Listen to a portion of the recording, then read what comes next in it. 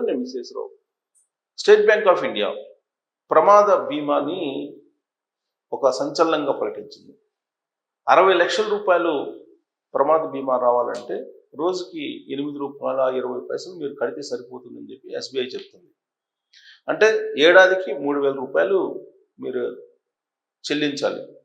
ఆ మేరకు ఎస్బీఐ కనుక ఒక లెటర్ ఇచ్చేస్తే ఆటోమేటిక్గా మీ ఖాతా నుంచి ఏడాదికి ₹3,000 ప్రీమియం రూపంలో కట్ అవుతాయి. అందుకు గాను మీకు ఒకవేళ ప్రకృతి వైపరీత్యాల దృష్ట్యా మీరు చనిపోయినా, లేదా రోడ్డు ప్రమాదంలో చనిపోయినా, లేదా పాము కడితో చనిపోయినా 60 లక్షల రూపాయలు ప్రమాద బీమా కింద నామినీకి ఇవ్వడం జరుగుతుంది.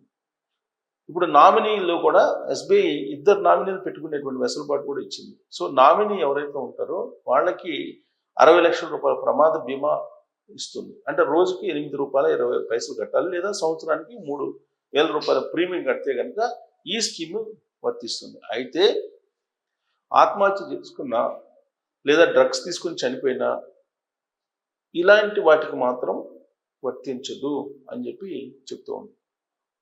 సో ఇక్కడ SBI, state bank of India అనేది స్ట్రిక్ట్ రూల్స్ని కూడా పాటిస్తూ ఉంటుంది. సో దీంతో ఇది క్లెయిమ్ చేసుకున్నా కానీ మీరు యాక్చువల్గా ఎలా చనిపోయారు అనేది ధృవీకరించాలి ఫస్ట్.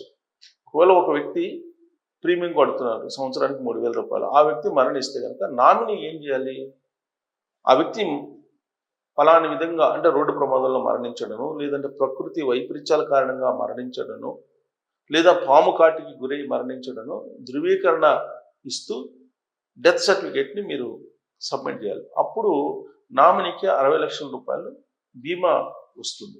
అలా కాకుండా ఆత్మహత్య చేసుకున్నా, లేదా డ్రగ్స్ తీసుకున్న కారణంగా ఏదైనా ప్రమాదం సంభవించినా, లేదు అనారోగ్య పాలయ్యి చనిపోయినా ఈ బీమా వర్తించదు అని చెప్పి ఎస్బీఐ చాలా క్లియర్గా చెప్తుంది.